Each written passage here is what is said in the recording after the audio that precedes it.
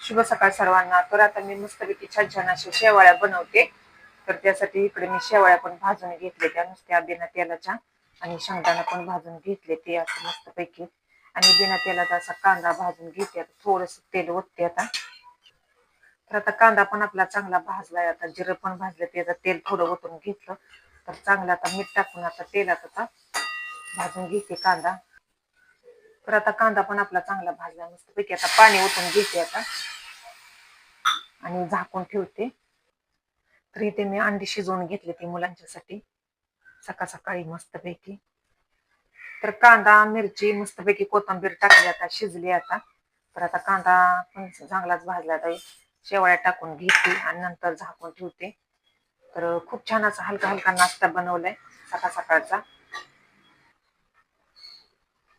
तर सकाळ सकाळी बाहेरचं वातावरण खूप छान असं झालेलं आहे.